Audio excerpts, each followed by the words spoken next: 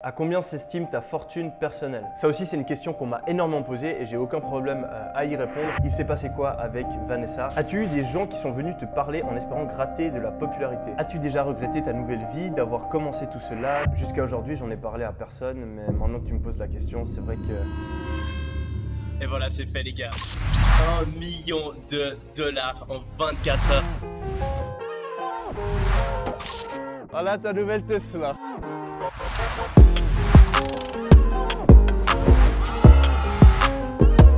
Il y explique comment il est passé d'étudiant fauché à millionnaire en seulement 1 an.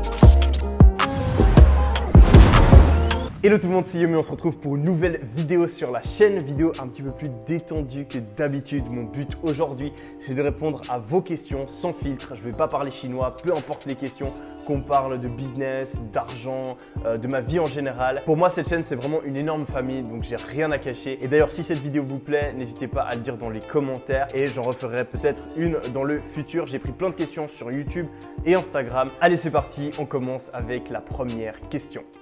Tu ferais quoi si tu devais choisir seulement une tâche à effectuer jusqu'à la fin de ta vie? S'exercer, faire du sport. Je pense que c'est une bonne manière de m'occuper jusqu'à la fin de ma vie. J'ai 1,2 million d'euros de liquidité à 19 ans. Tu conseilles de faire quoi?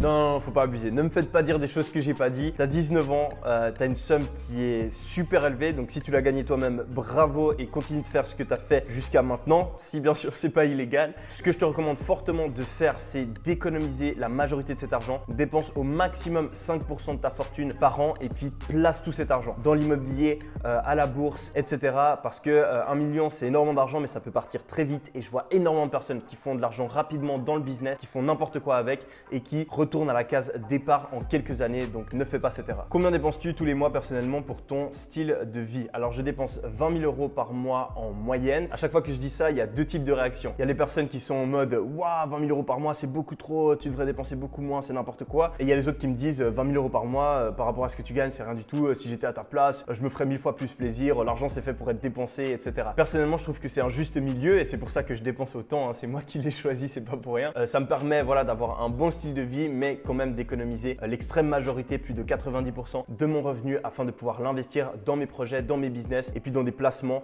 pour mon futur. Dans ces 20 000 euros, il y a la moitié qui part en loyer parce que je trouve que c'est super important. L'endroit où je vis, etc., ça m'inspire. C'est pour ma vie de tous les jours, donc j'hésite pas à dépenser dans ce domaine-là. Donc il y a une partie qui est dépensée pour mon appartement que j'ai à Paris en ce moment et l'autre qui est dépensée pour mon appartement que j'ai en Suisse. Et puis le reste de mes dépenses, c'est pour la nourriture, les habits, les sorties et puis aussi pour me former, donc acheter des livres, des formations, parler à des personnes qui m'inspirent, etc. Après, il faut bien comprendre que c'est une moyenne et c'est une moyenne hors vacances. Quand je suis en vacances, je dépense beaucoup plus. Par exemple, cet été, on est parti en vacances 2 semaines pour mon anniversaire. J'ai invité tous mes potes, j'ai tout payé et en 2 semaines, j'ai dépensé un petit peu plus de 100 000 euros. Donc voilà, c'est vrai que le budget peut exploser en fonction de la situation. Je travaille énormément, je prends peu de vacances, mais quand je les prends, j'aime bien profiter à 2000%. 100 000 euros, ça peut paraître énorme, mais voilà, quand on est beaucoup de personnes, ça part vite. Voilà, on avait pris un yacht, ça avait coûté 30 000 euros. On avait pris des villas, des hôtels, on était 10 personnes. En tout, ça a dû coûter aux alentours de 40 000 euros. Et ensuite, après, il y a toutes les sorties, les restaurants, les extras, les chauffeurs, etc.,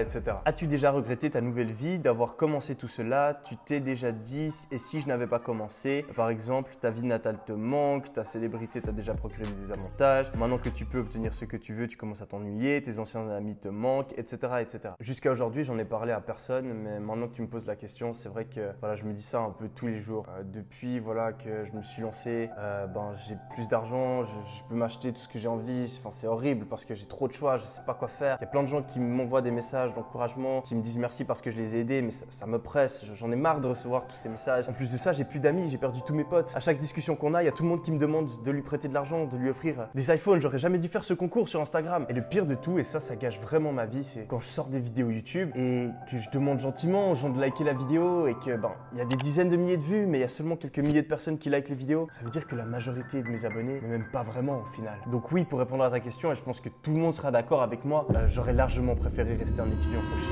toute ma vie.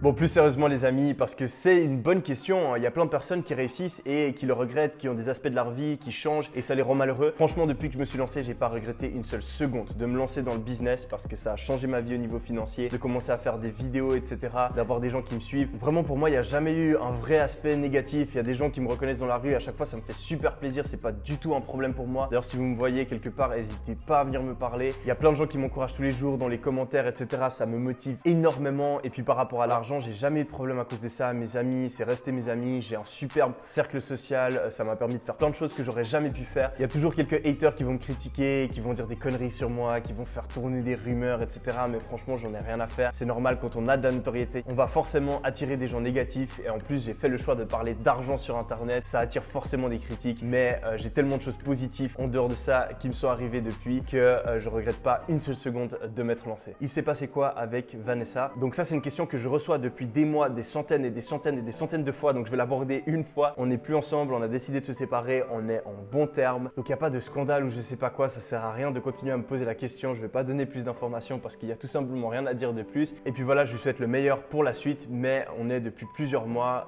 plus ensemble. As-tu eu des gens qui sont venus te parler en espérant gratter de la popularité?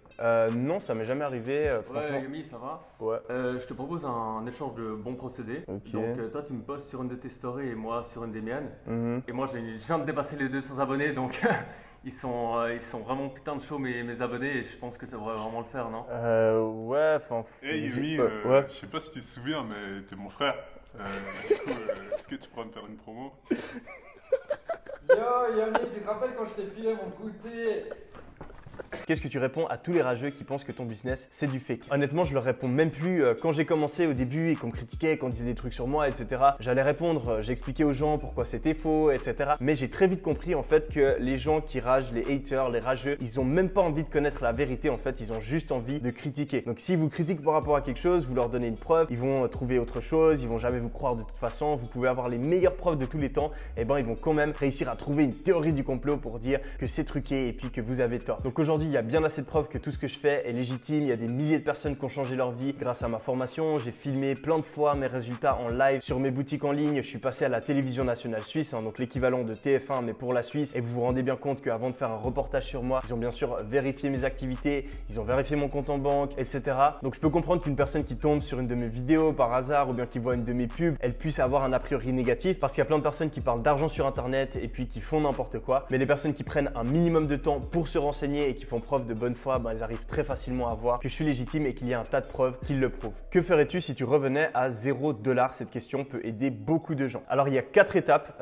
c'est ce que j'ai fait et je referai exactement la même chose. C'est pas pour rien que ça a fonctionné. Donc ce que je ferais, ce serait voilà, des jobs étudiants, des stages pendant l'été, je sais pas, faire Uber, aider ses parents avec les tâches ménagères, ou bien sur Internet, faire du freelance, genre faire des logos pour les gens, faire du montage vidéo, de la création de sites Internet, etc. Et puis tout cet argent-là, je l'économiserai, donc je réduirai mes dépenses au maximum. Deuxième étape, c'est se former et c'est obligatoire. Je vois tellement de personnes qui se lancent, qui perdent de l'argent parce qu'ils ne savent pas comment faire alors qu'il y a plein de conseils aujourd'hui partout. Donc lire des livres, suivre des vidéos sur YouTube, lire des articles sur Google, etc. etc. Et puis les formations en ligne, si vous voulez lancer un business en ligne, c'est de loin la meilleure manière d'apprendre. J'en ai acheté plein quand j'ai commencé et je referai exactement la même chose. Troisième étape, on le dit tout le temps mais c'est juste la vérité, la majorité des gens ne le font pas. C'est tout simplement passer à l'action, se bouger le cul, y aller, arrêter d'avoir peur, arrêter de procrastiner. Voilà, c'est lancer un business, vous risquez absolument rien. Au pire, vous perdez un petit peu d'argent, un petit peu de temps. Et puis vous avez peut-être un pote qui vous dit ah regarde son business il marche pas, mais ça on en a rien à foutre. C'est le même gars qui viendra vous demander des conseils des années plus tard. Ça m'est même arrivé personnellement à plusieurs reprises. Et finalement, quatrième et dernière étape, c'est apprendre de ses erreurs et persévérer. Faut pas croire que vous allez devenir riche du jour au lendemain et il faut pas croire que le premier truc que vous allez lancer va être parfait dès le début, que vous allez faire aucune faute. C'est tout à fait normal de se tromper, de faire des erreurs, mais il est primordial d'apprendre, de comprendre pourquoi on a échoué afin de ne pas reproduire la même chose dans le futur et de toujours continuer à progresser jusqu'à atteindre nos objectifs. Que penses-tu des gens qui gagnent moins de 5 000 € par mois? Alors j'essaie vraiment au maximum de les éviter, de passer le moins de temps possible avec. D'ailleurs la dernière fois j'ai dû serrer la main à un gars qui faisait genre moins de 2 000 € par mois. C'était vraiment désagréable. Eh oh, les moins de 10!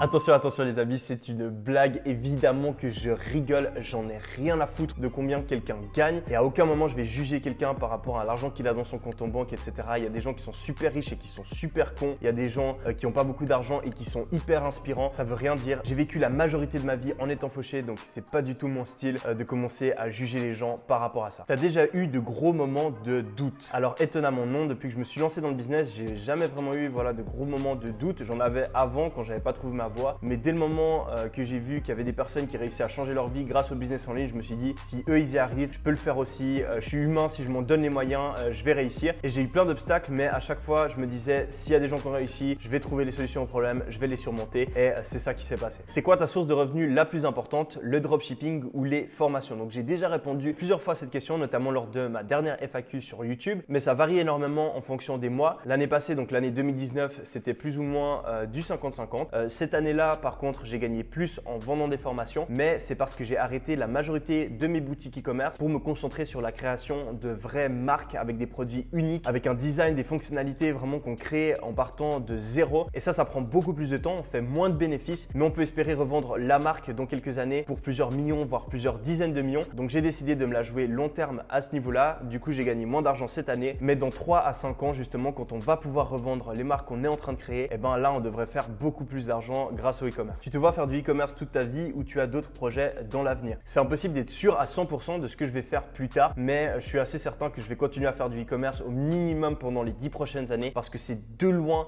l'industrie qui connaît la plus grande croissance et donc dans laquelle il y a le plus d'opportunités. Comme je l'ai dit avant, on peut faire du e-commerce de 2 manières différentes. Soit on se lance et on essaie de faire un maximum de bénéfices rapidement, c'est ce que j'ai fait au cours des 3 dernières années. Soit on peut carrément se focaliser sur des plus gros projets, c'est ce que je fais en même temps. Ça prend plus de temps certes, mais sur le long terme, on peut vraiment gagner des sommes astronomiques. Quel intérêt trouves-tu à partager tes astuces, etc. Alors premièrement, je suis quelqu'un qui adore enseigner les choses, partager les choses. Quand j'étais plus jeune, j'avais une chaîne YouTube où j'expliquais aux gens comment faire du montage vidéo sur Call of Duty. Ensuite, quand j'ai arrêté le foot, je suis devenu entraîneur de foot, donc je partageais mes conseils à ce niveau-là. Plus tard, quand j'étais à l'armée, je suis devenu sergent et je devais justement partager mon savoir aux soldats que je formais. Et puis quand j'ai commencé dans le business, c'était assez logique pour moi aussi d'aider les gens dans le business et de partager mes connaissances. Et puis la deuxième raison, et ça je l'ai toujours dit et j'ai aucun problème à le dire, c'est que tout simplement en vendant des formations, je gagne énormément d'argent. Et c'est pas le cas parce que j'arnaque plein de pigeons comme certaines personnes aimeraient bien le penser, mais bien parce qu'avec le temps, j'ai créé une formation qui a énormément de valeur, qui a énormément de personnes qui ont des résultats grâce à celle-ci, qu'il y a énormément de personnes qui la recommandent et donc du coup qu'on fait énormément de ventes. Si je crée mon business, tu peux le gérer pour moi, tu prends 50%. Alors en gros, si je récapitule, tu veux créer une entreprise, tu veux que je gère l'entreprise, que je trouve quoi faire avec l'entreprise, que je fasse en sorte que l'entreprise gagne de l'argent et ensuite après tu me donnes 50% des bénéfices. Donc en gros, c'est moi qui fais tout. Toi en contrepartie, tu me donnes 50% des bénéfices, mais c'est une merveilleuse idée. Pourquoi j'y ai pas pensé plus tôt? Envoie-moi un email, c'est parti, on fait ça tout de suite, je suis super chaud. Est-ce que la probabilité d'être riche en faisant du e-commerce est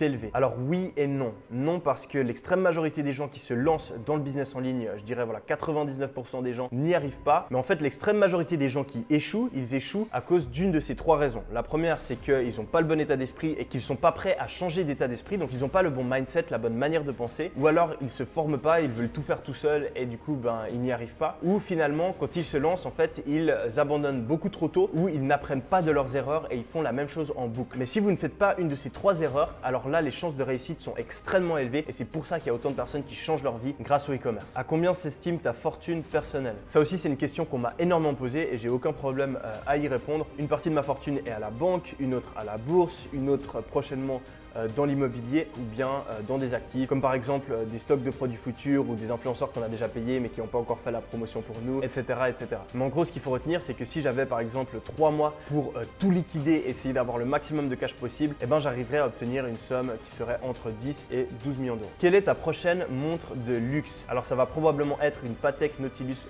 Rose Gold et ensuite j'ai déjà prévu de m'acheter une Richard Mille, mais j'ai pas envie de les acheter tout de suite. Pour moi, chaque montre a une signification, donc j'attends une occasion particulière pour acheter ces prochaines montres. Quelles sont tes plus grandes ambitions au niveau de la famille, du business et des contributions que tu pourrais faire dans ta vie? Donc c'est une très bonne question et je vais essayer de prendre mon temps pour y répondre parce que je pense que c'est assez intéressant. Donc au niveau du business, mon premier objectif, c'était d'atteindre la liberté financière. La liberté financière, c'est le fait de devenir rentier, donc de ne plus avoir à travailler pour pouvoir vivre le mode de vie que l'on souhaite vivre. Donc du coup, ce que j'ai fait, c'est que j'ai pensé au mode de vie que je voulais avoir. Ensuite, je l'ai carrément doublé pour avoir une marge de manœuvre et je me suis dit qu'avec 40 000 € par mois, j'ai vraiment tout ce que je veux, j'ai pas besoin de plus d'argent. Donc ensuite, voilà, on fait x12 pour l'avoir à l'année, ça fait 500 000 €. Et ensuite, on se pose la question combien on a besoin d'avoir d'argent placé pour réussir à avoir des rentes, donc des revenus qui viennent de nos investissements de 500 000 € par an. La somme qu'on obtient si on fait ce calcul et qu'on part du principe qu'on arrive à obtenir une rentabilité de 5% par an grâce à nos investissements, c'est qu'on doit réussir à avoir la somme de 10 millions. Cette somme, je l'ai atteinte et maintenant mon but justement, c'est de l'investir de la bonne manière afin de pouvoir vivre de mes rentes. Ensuite, mon deuxième but dans le business, c'est d'avoir un impact, donc de créer un gros business et pouvoir le revendre. C'est ce que je fais avec les marques e-commerce que je suis en train de créer. En plus de ça, je continue à faire des formations, des conférences, etc. parce que j'adore ça et je trouve que c'est juste un truc de fou de pouvoir changer la vie de personnes grâce à mes conseils. Ensuite, au niveau de ma famille, j'avais plusieurs objectifs. Le premier, c'était de pouvoir partager mon succès avec. C'est ce que j'ai fait. Voilà, j'ai pu offrir une Rolex à mon frère, la montre de ses rêves qui est une Audemars Piguet à mon père et puis une Tesla à ma mère. Et de manière plus générale, j'ai pu aider ma famille dans leurs projets. Donc, j'ai aidé ma mère par rapport à un projet. J'ai pu lui prêter d'argent pour qu'elle puisse créer son entreprise. Mon père et mon frère, je leur ai donné des conseils et je les ai aidés à lancer une agence de services après-vente. D'ailleurs, si vous avez besoin de quelqu'un pour vous occuper du service après-vente de votre boutique e-commerce, n'hésitez pas, il y aura un lien dans la description juste en dessous de cette vidéo. Et puis finalement, mon dernier objectif par rapport à ma famille, c'est de pouvoir créer ma propre famille, etc. et pouvoir être certain qu'ils ne manqueront de rien et qu'ils pourront avoir la meilleure vie possible. Et ça, je le ferai dans quelques années. Et puis par rapport à la contribution, il y a plein de projets que j'ai envie de faire, notamment au Nigeria. Et puis peut-être que je partagerai ça un petit peu plus sur la chaîne dans le futur. Et puis de manière plus générale, j'ai envie de dédier 50% de mon argent et 50% de mon temps au minimum à partir de mes 40 ou 50 ans, je ne sais pas exactement, pour pouvoir aider la société et puis créer un changement. Je ne le fais pas plutôt dans ma vie parce que je pense que c'est plus efficace de générer un maximum d'argent, avoir un maximum d'expérience dans le business et ensuite après, avec cette expérience, avec cet argent, de réinvestir tout ça pour créer le plus grand changement possible et aider au maximum la société. Donc voilà pour cette vidéo les amis, j'espère qu'elle vous aura plu. N'hésitez pas à le mettre dans les commentaires, à liker et on se retrouve la semaine prochaine pour une nouvelle vidéo sur la chaîne. C'était Yomi. Allez, ciao!